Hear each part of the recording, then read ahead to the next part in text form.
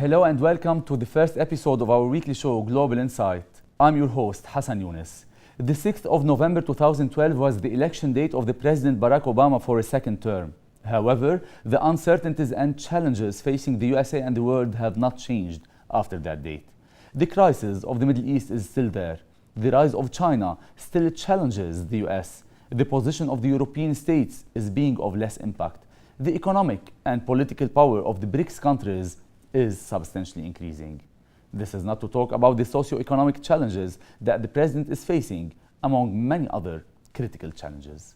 The attention of the world is still being shed on the US to see how Obama will deal with these challenges.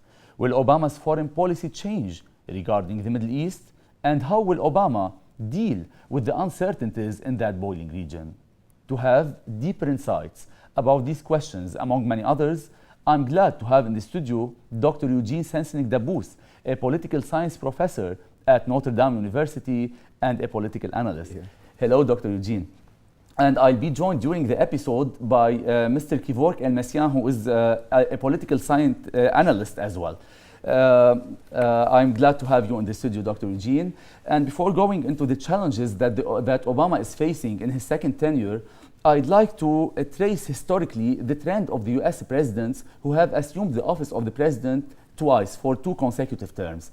In which term were they more assertive, and in which term were their strategies better implemented? Well, the concept of 2 terms was set as a precedent by George Washington, who was obviously the first president, and was honored because of his significance up until Roosevelt. During World War II, because of the severe dangers facing the U.S., Roosevelt ran for a 3rd term, and when he was reelected for a 4th term, he shortly died after that. Then the law was passed only allowing 2 terms. 2 terms. We have to remember that the president runs twice, but he actually runs 4 times because he needs the Congress on his side. And every 2 years there are congressional elections. So Obama is running again directly in a year and a half, as far as 1/3 of the Senate and all of the lower house, the House of Representatives. So the presidents in their second term, they have proven to be more assertive, or what? That's what a lot of people will tell you, but they're really not out of the woods, so to speak. They're not free to do whatever they want because they're always limited by their impact on Congress. So having said that, the second term is the term where they're more courageous, where their personal touch is more easily seen. Because they have no opportunities to be elected for the 3rd time, maybe, so they can exercise their full power? Well, or it's not correlated no, with that? because first of all, if they do something too radical, for example, with respect to the Middle East, something that would have a negative impact on Israel, for example, that would severely impact the Democratic Party's chances of winning in the House and Senate, and that would then make it more difficult in the last 2 years for Obama to do whatever he wants, not to mention the Democrats losing the White House. You mentioned the word radical. We might see a radical change in the policy of Obama regarding the Middle East, a revolutionary change in that boiling region particularly? Well, Obama, I'm sure, is personally on the side of the Middle East, considering his background, considering the fact that his father was a Kenyan Muslim, that his stepfather was an Indonesian Muslim when he lived there for many years as a child. So he has insights. He feels with the Middle East. You can tell that. He empathizes with the Middle East. For sure. But was that witnessed in his first term? No. Absolutely not. Absolutely not. Yeah. So he might make up for the deficiency in his policy regarding the Middle East in his second term? I would say with nuances, because as I said, the House and Senate also would be affected.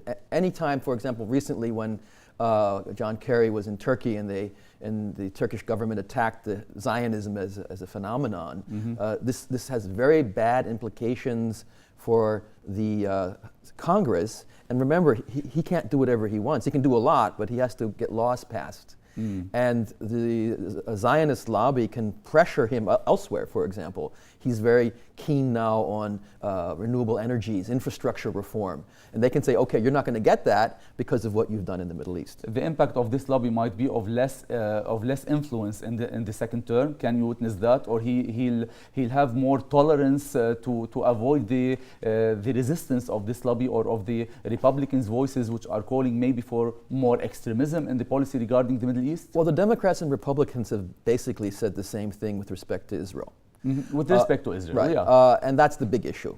Other issues, for example, how to deal with the newly elected Islamist governments in Egypt or Tunisia, there I would say the Democrats tend to be more realistic. Before analyzing the Democrat stance and the Republican stance regarding the challenges in the Middle East, we'll have a report revealing the main challenges that Obama is facing in the Middle East. Okay. We'll go with the report.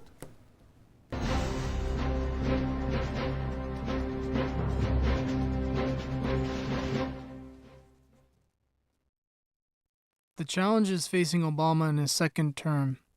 The first challenge in Afghanistan. Withdrawing the U.S. and NATO combat troops is one of the main concerns that U.S. public opinion might turn against any significant long-term presence.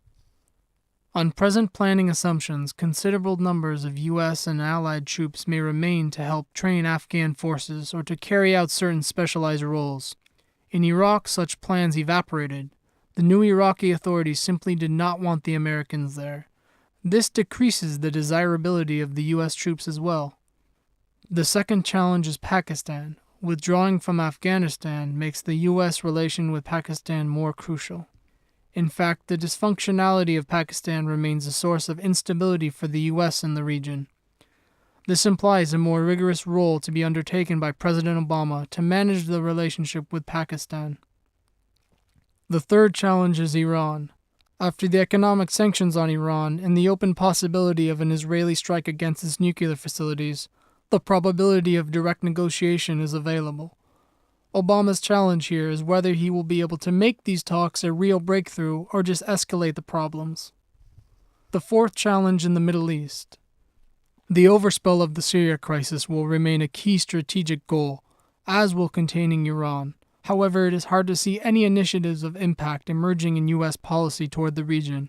The challenge for Obama is dealing with a region torn by sectarian, tribal, and religious tensions, in addition to failing economies and a scarcity of both jobs and basic resources. What increases the challenge is the great separation between two groups of power regarding the Middle East and the uprisings in the Arab world particularly. The fifth challenge is Russia. During the campaign debates, the Republican contender Mitt Romney characterized Moscow as the greatest geopolitical threat to the United States. With its refusal to back tough measures against the Assad regime in Syria, many observers see Russia exercising its power like never before. The challenge of Obama is trying to decrease the gap in the foreign policy with Russia regarding many international issues, and particularly its stance regarding many countries of the Middle East. In fact, this report has revealed many challenges that Obama is facing in the Middle East, and it has shown how boiling is this region. In your opinion, what is the most eminent challenge that Obama is facing in the Middle East? Well, it's interesting, this list of countries, which includes Iraq. So I would say there's 6 crises that were mentioned. Yeah, definitely. Not 5. Doesn't deal with Israel-Palestine. And that's the key. Yeah. That's the way the wild card, if you will, the Israelis can do things to the U.S. that nobody else can. So I would say that's something that's definitely guaranteeing stability. That will not change. So when things change around Israel, Israel stays the same, which means that the U.S. approach stays the same and sees everything with respect to its own interests, but also the interests of Israel. Israeli glasses, right? Maybe. Yes. What about, we've started the report with the Afghanistan challenge. Yeah. What are your insights regarding this challenge, especially after the withdrawal of the troops or the anticipated withdrawal of the troops, of the U.S. troops from Afghanistan? Well, Afghanistan has been one of the greatest failures of American foreign policy in the last, actually in the post-World War II period. The main reason for that is that they didn't take it seriously. Because they were actually not after Afghanistan, they were after Iraq and Saddam Hussein. And that detracted those who actually wanted to do something positive in the sense of serving American foreign policy interests. They put Afghanistan on the back burner, concentrated on Iraq. Interestingly enough, they also failed in Iraq. So they sacrificed Afghanistan for Iraq, and now they failed in both countries. Okay. And the U.S. has not gotten what it intended to do or to achieve. And I think there's, as opposed to Iraq, where there's controversy in the different power centers about what should happen there, there's more or less agreement worldwide that Taliban and Al-Qaeda terror in Afghanistan had to stop. Everyone, how it happens is a different issue, but they had much more backing in Afghanistan, and they just basically blew it. Maybe because they are afraid of the increasingly trendy issue of the Islamists and the extremism in the region? Well, no, is it one of the concerns? I think it's because there's not enough consensus. They said they were going to go after Afghanistan and the Taliban government in Afghanistan. In reality, they were after the Ba'ath Party's rule in Iraq. Now they're saying they're going after the Ba'ath Party in Syria, but in reality, they're after Iran. So as long as they have this duality in their foreign policy, it's going to fail. It's going to fail with Iran and Syria the same way it failed last time with Afghanistan and Iraq.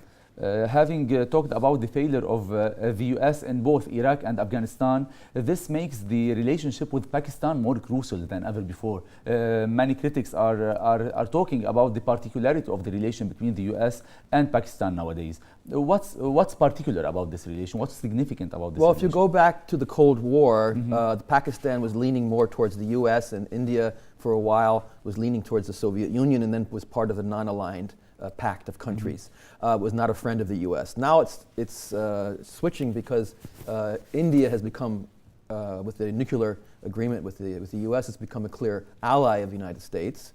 Of course, the Soviet Union does not exist anymore. And Pakistan is becoming more volatile. The Pakistani government always played a very tricky role with their support of Islamist terrorism on the one hand, trying to use it against India. Especially with the respect of Kashmir. Now, you can't do that. So where does the interest of the U.S. appear here? Well, I think the U.S. is slowly losing Pakistan as a reliable ally, and they might ultimately lose them as an ally if there's regime change in Pakistan. Okay. Which is especially with the upcoming parliamentary elections. It's not likely, but it could happen. Even if Pervez Musharraf, who says that he will return home from self-imposed exile, he goes back home and he runs for the parliamentary elections. This, what will this have an impact with the U.S. Relations between Pakistan or Pervez Musharraf and the U.S.? I don't think democratic elections are really going to, any result of democratic elections will not endanger U.S. interests. I was referring to, with regime change to an actual introduction of an Islamist republic. Regardless of who assumes the... Now I would say all of the players in Pakistan have an interest in a good relationship to the United States. Okay, maybe to ensure a commonality in the interest between both parties. Yeah, and I think Pakistan realizes, like many countries in the world, that if you want to be part of the global upswing in the economy that we're experiencing in the BRICS countries, you have to be a good friend of the U.S. They don't want to put themselves out of the loop like Libya was under Gaddafi for a long time. Having mentioned the BRICS countries, and having, as I've mentioned as well in the introduction, that the substantial impact of the BRICS countries might trigger a change, a slight change in the U.S. policy regarding the Middle East. What effect does the policy formulated, or the strategy formulated by the BRICS countries and the stake of the BRICS countries in the Middle East affect the U.S. strategy in the Middle East? Well, a lot of people have a certain level of nostalgia for the good old days of the Cold War, where there was a bipolar system. And now they're sort of hoping that the BRICS countries could replace the Soviet Union as a challenge to the new US. emerging power. But see, that the BRICS countries is not a unit. They're very, very split. But they are trying to be unified via the summit which took place around a year ago. There is a certain consensus, for instance, between China and Russia regarding the Syrian issue and regarding the right of Iran having nuclear weapons. They are trying to arrive to certain consensus. They are being able to exercise their political power. Yeah, China and Russia are not the BRICS countries. We shouldn't forget South Africa. Definitely. And we shouldn't forget India, which are both very pro-Western. And Brazil is ultimately pro-Western too, and does not, because of its vicinity to the United States, does not want to challenge the U.S. too much, because that, in the political sense, because that might then damage its economic prosperity. But can't Russia and China particularly have a bigger effect or a more impact on the strategies of India and of South Africa? Well, don't they have more common ground with these two countries rather than having them with the West? If they see that they can be the nostalgic new countries with that power. Well, these countries, the so-called third world countries, if you will, Brazil. Let's name them the emerging economies. Well, see, that's the point. Or the developing Russia is not an emerging economy. Russia used to be the second world power. Okay. The reason it's not emerging, it's recovering. Okay. Its initial position. It's emerging from the previous communist regime to the capitalists, and they are trying to exercise more power. And when we talk about the economic growth they are having as a China or let's say India as well, they are having economic growth which exceeds 8.5%, whereas the previous triad countries, the Western European countries and the US, their economic growth is not exceeding 1.5%. So aren't they able to exercise this economic growth politically? No, because it would be in the interest of Russia and China to do that. It wouldn't be in the interest of Brazil, India, and South Africa. Here they're split. And I don't think that the countries, the so-called third world countries, are nostalgic about the embrace of an imperialist power. And Russia is an imperialist power, just like the United States. They don't want to get rid of the United States to let Russia in the back door.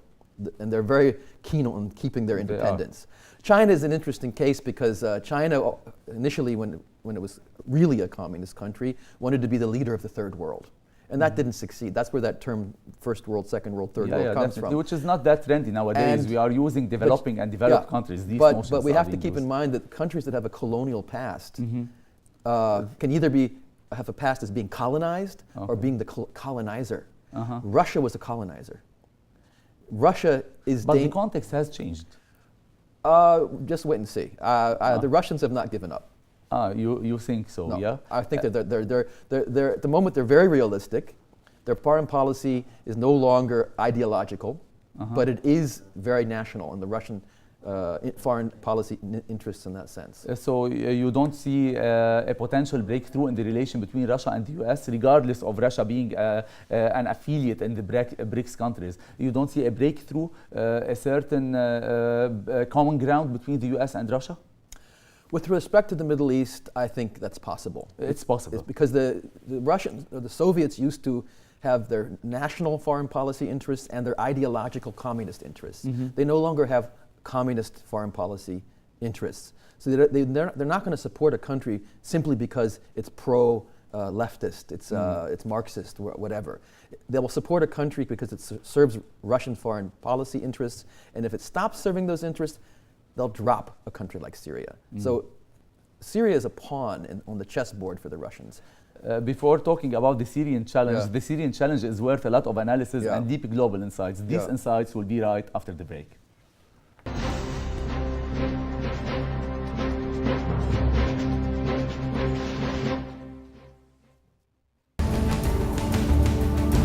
The crisis of capitalism, the European impasse, the energy shortages, the emerging power of Asia, the economic power of the Arab world, the economic debate, informative, revealing, and progressive. It discusses the economic event of the world. Economic debate, where the numbers reveal the truth.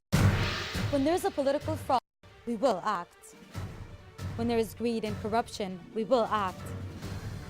When there are voices that are being silenced, we will act. Direct act, where action. Direct act, where actions really matter.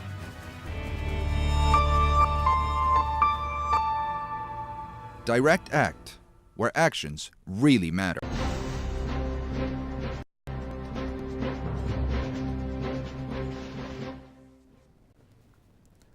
Hello again to Global Insight. Before the break, we were talking about the potential common ground which might be created between Russia and the US. What about the Syrian issue, which is the paradoxical situation as perceived between the Russians from one side and the US from one side? Well, Syria used to be an ally of Russia, both from the perspective of Russia's national interests, access to the Mediterranean, and ideologically, because the Ba'ath Party was seen as a challenge to Western capitalist interests in the Middle East. Okay. As I said before, Russia has lost all interest in ideology as far as foreign policy is concerned. So what's the stake of Russia nowadays in Syria, before going to I would say to sell Syria to the U.S. at as high a price. As a high price. That's all. If they get this high price, they are willing to compromise all their stances, which they have been bragging about over the last 2 years? Well, the stances that they had were basically that the U.S. should not intervene in the internal affairs of independent states. Russia doesn't want the West intervening in the U.S. and its own internal affairs. China also doesn't. Russia and China both have minorities, Islamic minorities, by the way, who they're crushing, whose human rights they're denying. So they don't like that idea of human security agendas where you can go into a country and tell that country what to do. Otherwise, I think Russia's fine with selling off Syria to the Americans. But they haven't compromised their position over the last 2 years. Because the U.S. has not hasn't offered the high price that they are seeking. No. They are seeking a premium price. Yes. Talking about Russia, I'm glad to welcome over the phone Mr. Kevork El-Messian, the Syrian political analyst. Mr. Kevork, can you hear me clearly? Yes, Dr. Hassan, I can hear you. Hello, Mr. Kevork. Thank you. In fact, we are talking about the challenges that Obama is facing in the Middle East, and there are many imminent challenges apparently as being discussed with Dr. Eugene Sensenig-Dabbous, my guest from the studio. In your opinion, what's the most imminent challenge? First of all, I should agree with you both that Obama administration, the second term, is more assertive. He empowered himself in his internal house. He forced the former CIA head Petraeus to resign, and he appointed Hagel and Kerry. But before that, we have to tell the audience that... Sorry, but appointing Hagel is a positive indicator. It doesn't show assertiveness. Yes, that's it shows that he's calling for a more diplomatic path, I think. Yes, that's why I'm saying he empowered himself for the second term. But before going to the second term, we have to remember that in his first term, he was responsible for pushing Syria into a war of attrition, or what is called now a fourth generation of asymmetric warfare, which is you have two sides. One is strong, the other is weak. In this case, is the Syrian army the strong side, the rebels are the weak side. But the rebels are like a ghost. You are fighting a ghost. You know, the army is fighting a ghost who are also backed and supported by the Western governments. They are sending all these trainings and the weapons via Turkey and via Qatar and other states. This is one. But just before going to the second point, I'd like to ask the guest in the studio whether he believes that the appointment of Hagel is considered an assertive step or a step towards more diplomatic path. Well, Hagel was always controversial because although he's a Republican, he was more supportive of the... Maybe he participated in Vietnam War. He has the credentials, like Kerry, of being a war hero in Vietnam. But he was always critical of the Bush administration. He was. Even during the Bush presidency. And often he was called a Republican by name only. So bringing him in is very smart because he's a war hero. He's called a Republican by name or a Democrat by name? No, he is a Republican. Yeah. But they refer to him as a Republican by name only. Okay, because his actions are not like a Democrat. So it's a smart move, very smart move, and that's why the Republicans actually opposed him. Because he's one of their own who's changed sides. Okay, Mr. Kevork, you can go back to your second point, please. I was saying that in his second term, Obama listed Jabhat al-Nusra as a terrorist organization. Now we have to differentiate between two armies on the opposition side and the regular National Army of Syria. You have now Al-Qaeda elements fighting the Syrian army and also an opposition fighters. So you have Syrians and non-Syrians also fighting. So Barack Obama now is aiming to isolate these Al-Qaeda elements, because it is not in the national and the strategic interest of the Americans to have Al-Qaeda state in Syria, where future gas pipelines will pass through Syria into Europe, from Syria to Turkey to Europe. As we know, the Qataris have their own projects to send their pipelines from Syria to Europe, and when you have Al-Qaeda state, it will be a destabilized state. So all the prices of gas will be also shaken.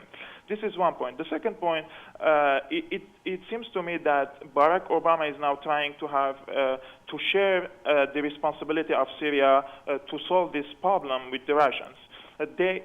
But if you see the reports, they are trying to isolate China. Maybe, sorry, Mr. Kevork, maybe the leniency in the policy right now is to pay Russia the higher price or the premium price which Dr. Sensenig was talking about? Look, Syria is a strategic interest for the Russians. For the Americans, the strategic interest is the security of Israel. If they guaranteed the security of Israel by destroying or weakening the Syrian army, it would not be any threat for Israel again. But now, as far as I see, the Americans are trying to have a consensus on Syria with the Russians, regardless of the Chinese position. They want to isolate the Chinese by attracting the Russians into a camp to solve this crisis. If the Russians agreed to cooperate with the Americans on Syria to isolate China in other places, there would be some sort of agreement, and the crisis will end very soon. Mr. Kevork El-Messian, thanks for your deep global insights about this particular issue. Thanks for being our guest. What are your insights regarding the Syrian issue in particular, especially that many critics are saying that it's the most imminent challenge? And even when I posted the question and the page on the Facebook page of the program, which is Hasan Youness Global Insight, I posed the question: what do you consider is the most imminent challenge of Obama in the Middle East? There was nearly consensus that the challenge is the Syrian challenge and the Iranian challenge, which we will talk about after the next break. So to what extent it is an imminent challenge, and do you anticipate a potential solution? Well, the U.S. is getting very close to achieving its ultimate goal, which is to topple the Assad government militarily by arming the rebels. And giving them surface-to-air missiles, etc. The problem is But John Kerry has said that they are not intending to arm the rebels. And the Americans have never lied before. What I see happening is they're very worried about Syria going in the wrong direction, as, for example, Libya. You mentioned the word lying. What's their interest of lying this particular time? Because he could have said that we are aiming to arm the rebels. No, but they have to provoke an incident which will allow them to do it. And that hasn't happened yet. What might the potential incident Well, a few bombs falling on the Turkish side of the border is not enough. They will provoke an incident which will allow them to arm the rebels, to justify their... what they needed was a unified opposition. I think they've achieved that now. The opposition is considered unified right now? Enough for them to try. I think they're going to. If you see the following happening, you'll know that they're getting close to giving the Syrian opposition surface-to-air missiles. If they can start a leadership in the opposition that can isolate the Islamists, especially the Al-Qaeda supporters, if that starts happening, because what happens once you topple militarily the Assad government, then they have to push out Al-Qaeda immediately. And that is the problem at the moment. The U.S. does not want a negotiated peace. The U.S. wants a total change of government in Syria, because I think the U.S. does have strategic interests in Syria, much more than Russia. Syria strategic interest with a new regime. Yes. Syria is the jewel in the crown of the Middle East. And if they can make Syria a real U.S. ally, they will have gained tremendously. So this might lead to a better position between the U.S. or better cooperation between the U.S. and the rebels, because the rebels are not satisfied with the U.S. policy. Right. I think the rebels have to prove that they can disarm Al-Qaeda once taking Damascus. And they're on the way of trying to prove that now. And once the rebels have shown that they can isolate Al-Qaeda, then they're going to get the arms they need to win militarily. Can you anticipate a certain time horizon for the Syrian issue to be settled in a way or another? Well, the problem is that if it doesn't happen soon, it's not going to be possible to isolate Al-Qaeda, because they're getting stronger on the ground militarily. So the U.S. is now under pressure. So I think it's going to happen sooner rather than later, because But getting rid of the Syrian regime will facilitate isolating Al-Qaeda. What's the correlation? No, the victorious army that takes Damascus cannot have a Al-Qaeda element in it. So when they take Damascus, a lot of people I think in Syria are just waiting to see what happens. There's a hardcore that really wants to get rid of the government. There's a hardcore that wants to maintain the government, and there's a large population which actually would just like this to stop. And when it starts tipping in the direction of the rebels, those people will go with the rebels, not because they support them, but because they want the war to stop. Many critics talk about the global economic policy of the US presidency, or of Obama particularly, so that the deficit might be settled, or to have better income generation. How does the Middle East contribute to this global economic policy? And the strategy formulation regarding the Middle East, how is it correlated with the global economic policy of the US? Or can you find a certain correlation? Well, I'm trying to think of an element beyond the issue of oil. Obviously, the price of oil is the big issue, and the Saudi alliance with the United States, so that the U.S. has influence on the price of oil through Saudi Arabia and Kuwait. That's a given. That's stable. Okay. I think that on a second level, this region is more important for the EU. Because of the Euromed agreement, et cetera. So stability and growth in Europe is very important for the U.S. as a partner and as a market. So the intentions of especially bearing in mind the economic crisis of Europe nowadays, and the economic crisis which is leaving its toll still on the U.S. So the primary issue is oil and the price of oil and controlling the price of oil. The second issue is the support or the danger that the Middle East can play with respect to the EU. Controlling the price of war is an impediment to have a war in the region? Might it be? I don't think it ever was. I mean, of course, the OPEC was a result of the War of '73, but at the moment I don't see anything like that as being imminent. So you might anticipate a potential war in the region? Unfortunately, I think that the danger is less the U.S. in this case than it is Israel. I think the Israelis want to attack Iran. Even with Hagel and John Kerry now assuming such positions and stressing on the diplomatic path? No, that's the point. The U.S. is moving more towards a negotiated settlement with Iran. The EU is as well, but I don't think the Israelis are moving in the same direction as the U.S. And the Israelis have never, when it came down to it, been forced by the U.S. to do anything. Okay, we have talked about several challenges, and we haven't tackled yet the Iranian challenge. Right. So deep insights about the Iranian challenge right after the break.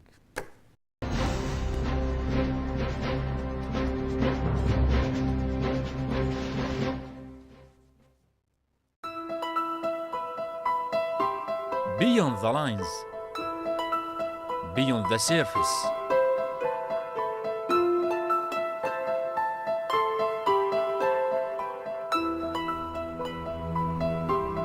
Depth, clarity, substance.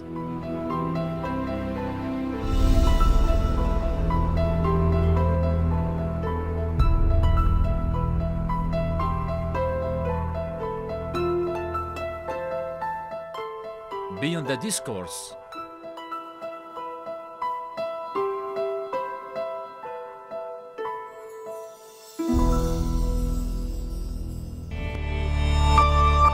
Beyond politics, beyond the shallowness of everyday politics.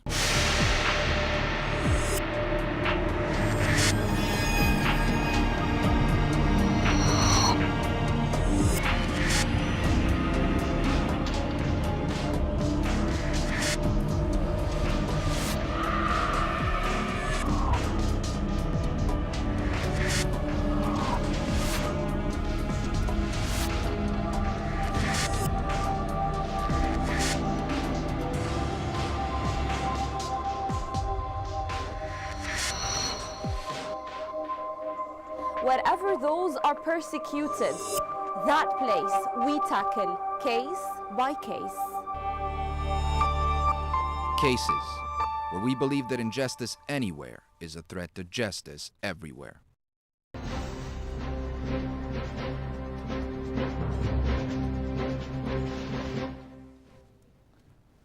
Hello again to Global Insight. Hello, Dr. Eugene. As we've said before the break, that the Iranian issue is one of the challenges facing the US and the Middle East. How urgent is the issue of Iran's nuclear ambitions? Well, it's as urgent as the U.S. decides that it is, because the U.S. is using the nuclear threat. And haven't they made their decision yet? No, I don't think so. I think the U.S. is waiting to see how Syria develops before they turn to Iran. So the one does influence the other. So the policy now is wait and see. I think so, because I mean, I'm assuming that the inside agenda is that they know that Iran is not building a bomb. They're using this as an excuse. They can up the ante, they can put on the pressure, turn up the heat, or they can turn it down at will, because this is not really an issue. It's an issue they've fabricated. So basically whatever Iran does has no influence on what the U.S. does, because the U.S. uses this basically as a tool to influence international opinion. Haven't we witnessed a change in the stance of the U.S. Regarding Iran from 1 month till now? Because in an interview less than 1 month ago, the Secretary of State, John Kerry, said that the clock is ticking. And I think that means it's ticking this year regarding the Iranian nuclear ambitions. However, on Tuesday, the 26th, he said that we can always find a diplomatic path to be forged with Iran. What a transition, isn't it? Isn't it considered a transition in the policy? Well, I think the more important thing is that the sanctions are not working.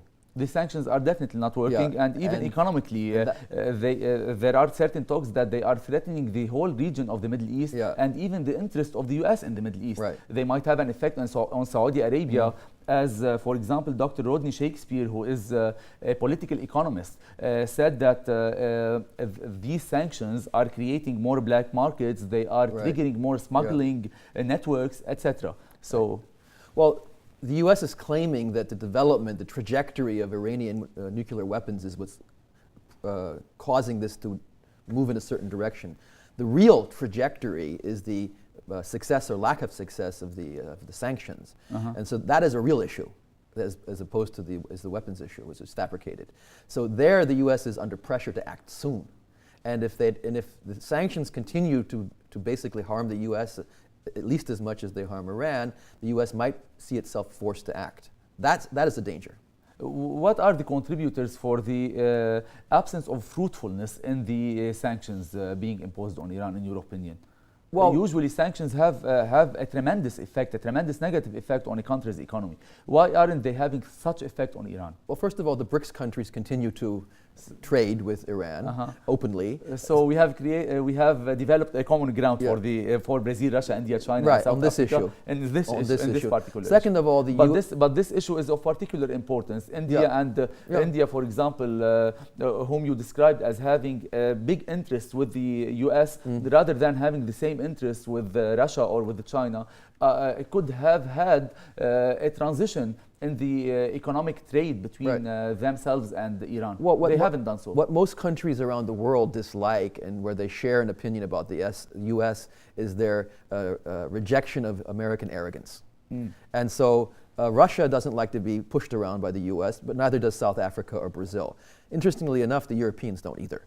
The Europeans do not like U.S. violation of world trade agreements for the U.S. to force European companies to do things. This is a real essential goal. This violates the role of the WTO as well, the World Trade Organization, and all the bilateral agreements. And so we have a wave upon wave of damage being caused by these sanctions, and it's going to get worse. So the U.S. is under pressure to do something. Because either they actually basically give up and say, okay, we're going to negotiate, which I don't see happening at the moment any more than the U.S. dropping Israel, or they're going to have to put pressure, either make the sanctions worse, put more pressure on Russia, for example, whatever. But I think the sanctions trajectory is more important than nuclear weapons development issue.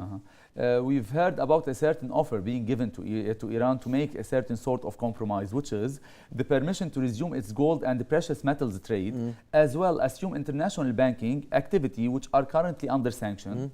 And the compromise would be to limit the sensitive uranium enrichment. Right. How can you analyze such offer? Well, this shows you that they know all along this is about peaceful use of nuclear energy. They are using the Iranian issues as they did the issue of the weapons of mass destruction in Iraq, which also did not exist.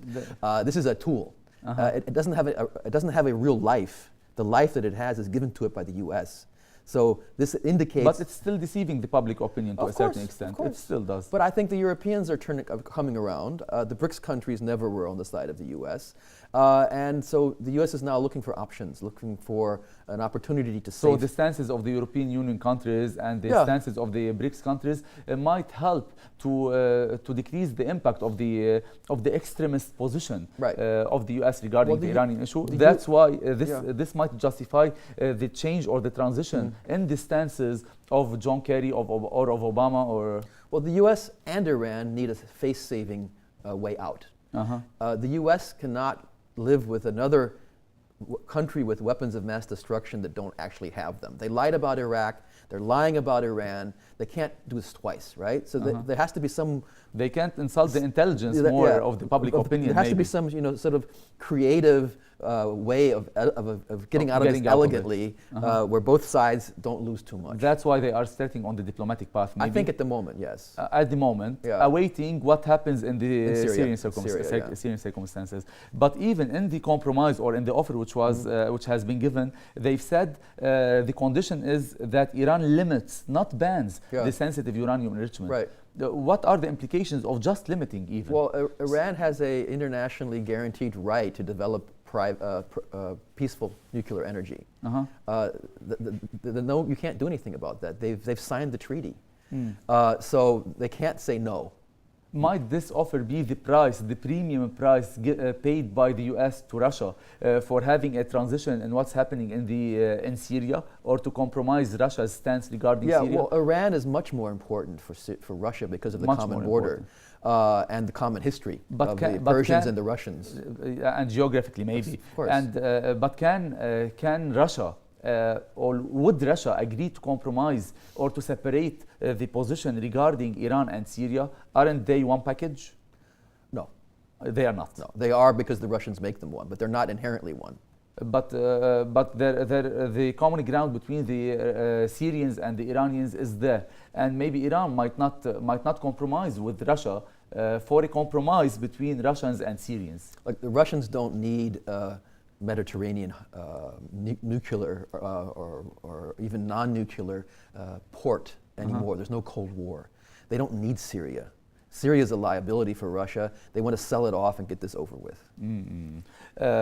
This brings me to the question on the it was mentioned on the Facebook page of this program, which is Hasan Youness Global Insight, and it was asked by Mahdi Berjawi, who was asking, are we on the stage of the historic geopolitical deal with Iran, where the US will recognize Iran as a regional power that has its own interests? And the second question is, will this deal happen after Iran assures a safe withdrawal of the US troops from Afghanistan? He's drawing a correlation as well with Afghanistan. Can you see this correlation? Exactly as happened with the withdrawal from Iraq. Yeah. So, well, first of all, I think that with respect to Iran and Afghanistan, here the US and Iran have similar interests. They don't want a Sunni Islamist radical government in Afghanistan to come back. Okay. So there I would see that would be something that the Iranians could actually do better than the West. So that's something that Iran can get. Second of all, Iran is not just an Islamic republic, it's also a medium-sized power with national interests. Okay. We used to distinguish between the Soviet Union and the historical national interests of Russia, which is a very big country with long-standing interest in the region. Iran is a medium-sized power, and I think the U.S. has to realize, okay, we don't like their politics, but we have to accept their national interests. And that sort of realpolitik approach, I think, is gaining ground. So what about the stance of Ankara regarding the support of the Iranian nuclear weapon? Well, again, Turkey wants to be a big to regional have a major power, role in this play a big region. role, and that will strengthen them vis-a-vis the EU and their EU accession ambitions. But can this role be exercised in contradiction with the U.S. interests in the region? Well, these are not contradictions that cannot lead to positive results. I mean, we can talk about conflict transformation here. There are conflicts between the U.S. and the EU, for example, that are productive because these are different. They have different geopolitical, different economic interests, and Turkey or Iran can be, in that sense, can be in conflict with the U.S., but have a fruitful impact on the global situation. But can this paradoxical situation take place where Turkey is supporting the rebels in Syria and supporting at the same time the nuclear weapon of Iran? Well, how can you explain that? Look at the so-called alliance of the willing. When the U.S. went to war against Iraq, France didn't go along. So France was, the U.S. went so far as to calling French fries freedom fries. Okay. France was the big enemy during the Bush period because they really stood up to the U.S. Yeah. In that sense, Turkey can stand up to the U.S. too. What about the interest between the U.S. and Israel? To what extent are the Israelis being able to influence their lobbying power, exerting their influence on the U.S. Foreign policy agenda? Is it the same power as in Obama's first term? Well, the power of Israel is twofold. One is the influence through lobbying in the U.S., through the voters, through direct lobbying in Congress. And the second is the similarity of interests between the two countries. But is this, there is no deviation in this similarity of interest? I think there is. There is? I think there is. And once that happens, Norm Finkelstein in his book, The Holocaust Industry, pointed this out 10 years ago. When Israel starts becoming a liability, the U.S. will start looking around for new options. And my hunch is that is going to be Syria. Because if they can get what they want in Syria, which is a Western Syrian republic tied to the West, economically successful, that would be the greatest danger that Israel could ever face. And this might hinder, if Israel is still exercising its influence on the U.S., it might be an impediment towards a possible diplomatic path with Iran? I think Israel is becoming very, very much a problem for the U.S. in many aspects. The U.S. cannot cannot negotiate freely in many ways because the Israelis are getting in the way. Israel is truly becoming a liability. But the U.S. cannot go anywhere else. They don't have an alternative. Egypt is too corrupt and too unruly. Tunisia is too far away. Lebanon's too small, et cetera, et cetera. Syria is is the right-sized country to be the American ally in the region. Israel is going to become more of a problem in the future for the U.S. Obama, a Democrat, being the president, this increases the deviation between the stances of Israel and the U.S.? I think the Israelis know that Obama isn't really on their side. And that he's not doing anything against them because he doesn't dare. If they provoke him too much, and if they make mistakes at the same time in the region, he might have then the window of opportunity to start really putting pressure on them. And now Hagel being the defense secretary, and he's very well known and he's highly criticized by the Republicans that he's critical of Israel. So this might increase the deviation as well? Not at the moment, because still the U.S. has nowhere to go in the Middle East but Israel, and the lobby is, of course, there.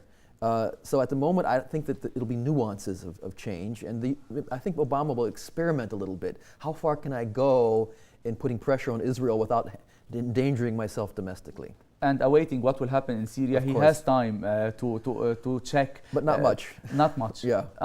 So you think that it might be settled soon? I think when you said initially a year, and a year from now, if we come back, it'll be a different Middle East. As John Kerry said in one of the interviews. Dr. Eugene Sensenig-Dabbous, the political scientist at Notre Dame University, the professor of political science at Notre Dame University, and the political analyst, I'd like to highly thank you for your deep global insights. And I'd like to thank Mr. Kevork El-Messian for his intervention as well. In fact, many pledges are being made by Obama, or have been made even by Obama, and many strategies are being formulated regarding the Middle Eastern issues and the challenges. Will these pledges be met, and will these strategies be implemented? until we find such answers, I ask you to keep watching us, to stay tuned, and to like our Facebook page, which is Hasan Youness Global Insights. Thanks for watching us.